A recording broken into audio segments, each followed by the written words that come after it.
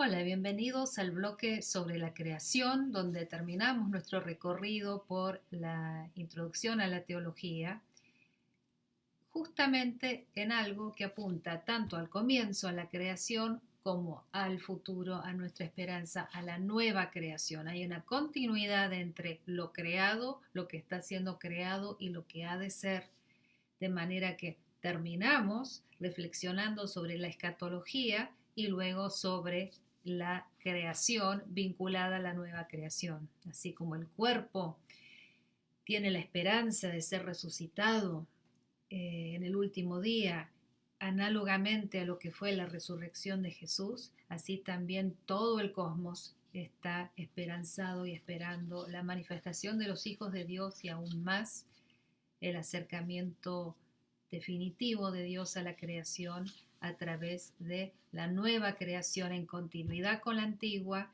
sin borrar, pero recreando aquello que fue, así como una semilla es y no es como la planta que surge una vez que muere en la tierra y resurge.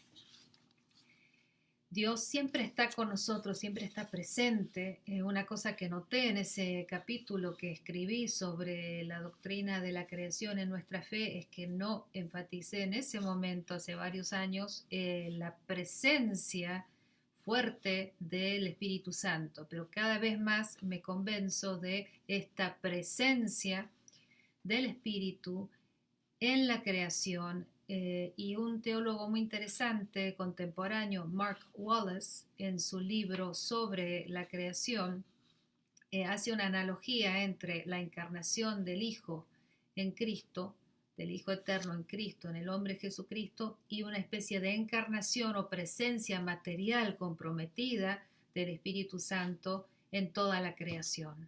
Y es muy linda esa imagen. El Espíritu está presente en la creación y cuando viene la crisis ecológica, cuando nosotros destruimos esta preciosa creación en la que estamos como seres humanos, eso le duele a Dios profundamente porque Dios no solamente se preocupa por los seres humanos, sino también por toda su hermosa creación. Yendo un poco a las preguntas que habían planteado, que es el principal objetivo de esta charla, es hablar un poquito acerca de sus preguntas.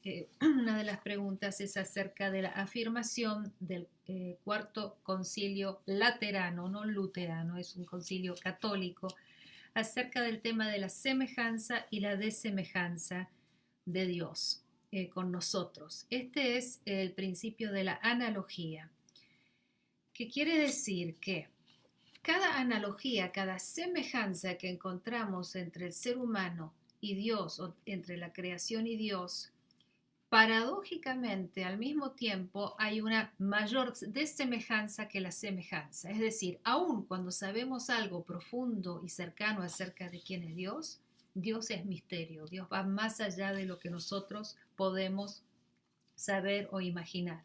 Este es un principio que mantiene el misterio de Dios, no en el sentido de mistificar y esconderse. Dios se revela hacia nosotros, pero en esa revelación también hay un elemento de misterio, porque Dios es más, el Dios siempre mayor del que hablamos anteriormente. Entonces, es precioso este principio que nos hace recordar que aun cuando Dios se revela en la economía divina, en la economía de la salvación, en las obras de Dios en este mundo con nosotros, a través de Jesucristo, a través del Espíritu, en esa manifestación de Dios, en esa revelación en la que Dios está más cerca de nosotros que nosotros de nosotros mismos, y Dios realmente muestra qué clase de Dios es, aún en esa muestra tan contundente de quién es Dios, no podemos decir hemos captado a Dios, hemos agarrado ese concepto, porque Dios es más. Entonces, cuanto más cerca, también más lejos. Es el tipo de lenguaje paradójico indispensable para la teología, para no creer que nosotros, a través de nuestro discurso teológico, podemos atrapar a Dios, meter a Dios adentro de una caja, decir, bueno, Dios es esto, acá está el concepto, acá están las reglas y punto. No, Dios siempre es más. No es contrario a lo manifestado en Cristo, pero es algo que va más allá aún de lo que nosotros podemos entender. cuando eran chiquitas, mis hijas, les contaba, trataba de hacer esta analogía de las hormigas, para que las hormigas entiendan algo, uno tiene que hacerse hormiga para comunicarse con las hormigas, para que Dios pudiera ser que entendiéramos ciertas cosas acerca de Dios, Dios se hace uno de nosotros, ¿no? Entonces yo trataba de decir, bueno, sí, también si uno quisiera comunicarle algo a una hormiga, tendría que hacerse hormiga. La conclusión que sacaban ellas de chiquitas es, entonces Dios se hizo hormiga. No, bueno, no es exactamente lo que quería decir, sino que Dios entra en nuestras semejanzas, se hace semejante a nosotros, entra en esa analogía, en esa real semejanza con nosotros para manifestar quién es y podemos confiar en esa manifestación, pero Dios va también simultáneamente más allá de lo que podamos entender, captar o lo que fuere. Dios siempre es misterio, no mistificación, no esconderse por esconderse nomás, no un conocimiento gnóstico para una élite. No, Dios se manifiesta para que todo el mundo lo conozca, pero aún en ese conocer profundamente a Dios hay algo más allá, hay un misterio, hay algo inacible. Y eso es muy importante entenderlo en una mentalidad moderna de la razón instrumental, donde pensamos que podemos captar absolutamente las cosas, entenderlas absolutamente. Y no es cierto, los científicos mismos saben que no es así, que por cada partícula, por ejemplo, que van conociendo los físicos, hay niveles más allá que todavía no captan y no pueden abarcar en sus teorías, porque la misma naturaleza, la misma creación no es inacible en un sentido, ¿no? O la persona que podamos amar y conocer más, nuestra pareja, nuestros hijos, igual esa persona tiene algo que no es asible, que es inacible, que es un misterio que va más allá de lo captable. Nosotros mismos no nos podemos conocer en nuestra interioridad totalmente. Mucho más entonces Dios, el creador del universo. Bueno, volviendo a otras preguntas, el tema de la generación, la procreación del Hijo Eterno. ¿Cómo es esto de que el Hijo, la segunda persona de la Trinidad, el Hijo Eterno, es Hijo del Padre? La generación del Hijo por el Padre no es lo mismo que la procreación de un hijo humano por un padre humano. Un padre puede preexistir antes de que el hijo nazca, y recién cuando nace el hijo pasa a ser padre. Dios siempre fue Padre, Hijo, Espíritu. Entonces lo de la eterna generación del Hijo es una metáfora para tratar de ver cuál es la distinción dentro de Dios mismo, la distinción intratrinitaria basada en la metáfora de Juan 3, cuando se habla de el eterno Hijo de Dios. De la misma manera, cuando se habla del Hijo como primogénito de toda la creación, no quiere decir que había una época en que no existía, sino que es su rol representar a la creación y también representar a Dios. Entonces, no es que hubo una época, como decían los arrianos, hubo un cuando no era el Hijo Eterno. Ahora, Jesucristo, la encarnación del Hijo Eterno, nace en Belén hace 2000 y pico de años y vive. Y antes de la encarnación, Jesucristo, Jesús de Nazaret, no vivió. El que vivió era el eterno Hijo de Dios que se hace carne, que entra en la historia en Jesucristo. No sé si queda claro. Jesucristo encarnado, la segunda eterna persona de la Trinidad encarnada, es totalmente humano, totalmente divino. Nos representa a nosotros, los seres humanos, y a toda la creación, y representa también a Dios. Otra pregunta, ¿cómo es esto de la mayordomía de Génesis 1:28 que Dios nos ha confiado, según esta pregunta, que nos ha confiado Dios?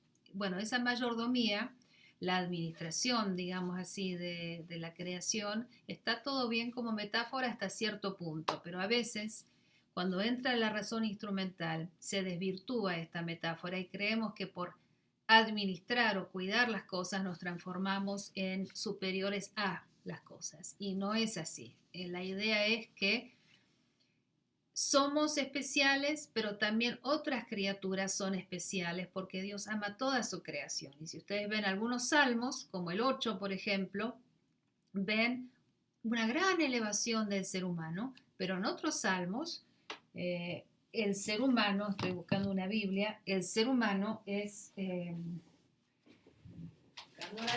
buscando la Biblia, el ser humano es uno más entre toda la creación. Quería buscar un salmo para leerles, donde ese es el caso. Por ejemplo, el Salmo 148. Miren ustedes.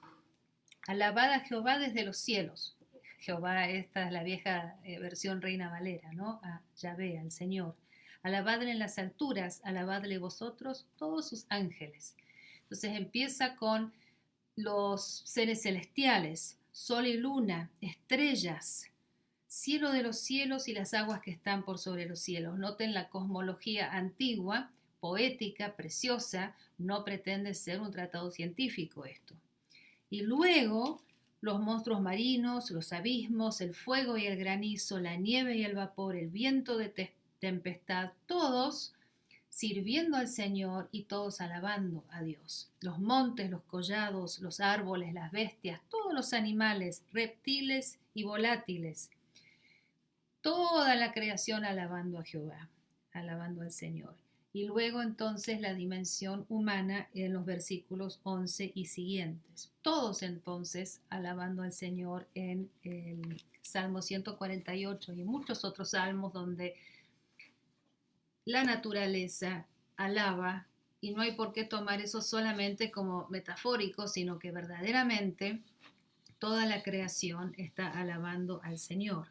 Entonces el ser humano, en cuanto se torna una especie de tirano con la naturaleza, que la utiliza como si fuera un recurso para usar y tirar, es un pecado, está mal y hay que arrepentirse y cambiar. Hay que ponerse frente a la naturaleza, frente a la creación de otra manera.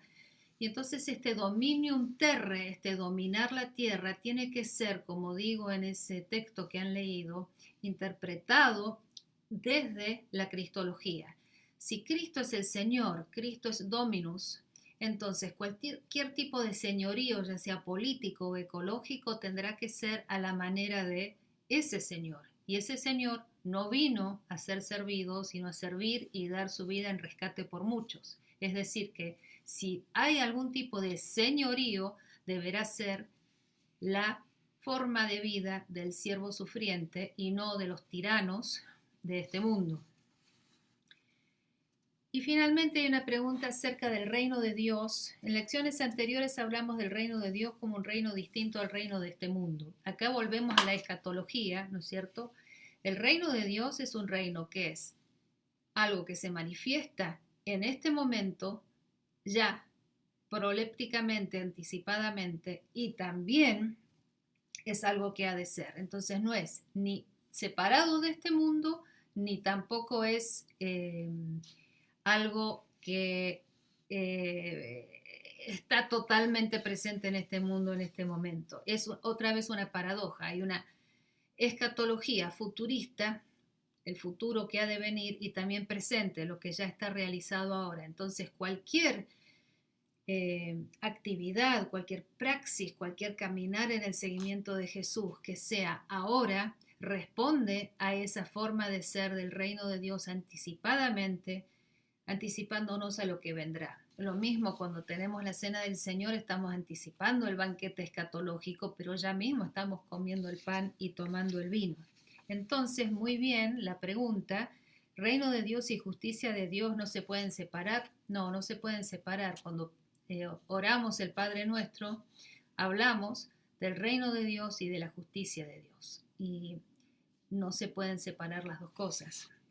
Y una vez más miramos cristológicamente a qué se refiere la justicia de Dios, cómo es esa justicia, cómo se manifiesta materialmente. Miramos la vida de Jesús, miramos cómo el Espíritu Santo actualiza ese seguimiento desde ahora y alabamos con toda la creación a ese Dios tan compasivo, tan amoroso, tan paciente, que se acerca a nosotros para transformarnos, para ayudarnos a vivir cada vez más en el camino de su imagen, de su semejanza, de sus ritmos, de mutualidad, de respeto a las particularidades, de permanente danza alegre, trinitaria, eh, que nos llena de vida y nos llena de esperanza.